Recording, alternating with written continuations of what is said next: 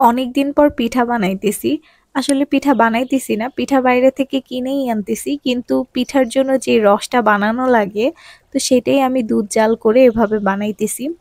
তো আসসালামু আলাইকুম এভরিওয়ান, কেমন আছেন সকলে? তো আগে যখন শীতের সময় আসতো তখন আমার মা বানাইতো পিঠা।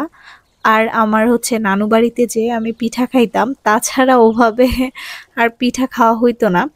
তো এই বছর আর নানু বাড়িতে যাওয়াও হয় নাই সেভাবে বিভিন্ন ধরনের কাজের ব্যস্ততার কারণে। তো এজন্য বাসায় ভাবলাম এরকম করে পিঠা ভিজাই দিই। আর আমার বাবাও অনেকদিন ধরে বলতেছিল যে পিঠা ভিজাও, খাবো। তো এজন্য ভাবতেছি যে বাসার মধ্যেই পিঠা ভিজাই দিই।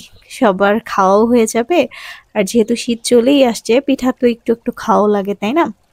তো প্রথমেই আমি দুধটাকে জাল করে রেখে এরকম মশলাপাতি দিয়ে দিয়েছি, এলাচ দিছি, 2টা দারচিনি দিছি, আর হচ্ছে 2টার মতো তেজপাতা দিছি, দিয়ে হচ্ছে দুধটা ভালোভাবে ঘন করে জাল করে নিছি আমি কিছুক্ষণ।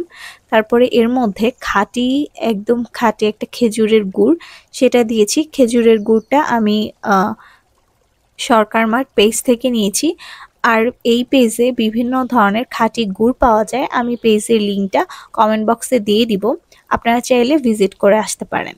আর এই গুড়টা মাশাআল্লাহ এত ভালো ছিল যে আমি যখন টেস্ট করতে গেছি খুবই মজা পাইছি। একদমই মনে হইতেছিল খাঁটি একটা গুড়। তো যাই হোক, এই গুড়টা আমি দুধের সাথে মিক্সড করে নিছি। মিক্সড করে এর ভেতর পিঠাগুলো আমি ভিজিয়ে নিচ্ছি। পিঠাগুলো আমি আগে থেকেই বাইরে থেকে কিনে আনছি। আর সেগুলোই এখন এইটার মধ্যে ভিজিয়ে দিচ্ছি। তো 5 থেকে 6 ঘন্টা আমি এভাবেই পিঠাগুলোকে একটা ঢাকনি দিয়ে ঢেকে ভিজিয়ে রাখছিলাম।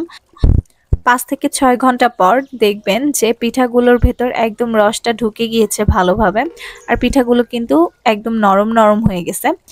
তো যাই হোক, অনেকদিন পর এভাবে পিঠা বানাইলাম। তো আমার মনে হইতেছিল যে আমি নানু বাড়িতে যেয়ে এভাবে পিঠা খাইতেছি। তো আমি আর দেরি না করে একটা প্লেটে উঠায় আমি খাওয়া শুরু করে দিছি। মানে আমার দেখে এত ভাল লাগতেছিল, আমি ভাবতেছিলাম কখন যে খাবো পিঠাটা। তো আমি সেভাবে পিঠা বানাইতেই পারি না। তো এবার শীতে আমার ইচ্ছা আছে কয়েকটা পদের পিঠা বানাবো। তো দেখা যাক কি হয়। আসলে কাজের ব্যস্ততার কারণে এগুলা করার আসলে টাইম হয়ে ওঠে না। তো ইনশাল্লাহ এবার শীতে বানাবো, ইচ্ছা আছে, এখন দেখা যাক কি হয়। তো আজকে পিঠা খাইতে খাইতে এখানে ভিডিওটা শেষ করছি। সকলে সুস্থ থাকবেন এন্ড ভালো থাকবেন। আল্লাহ হাফেজ।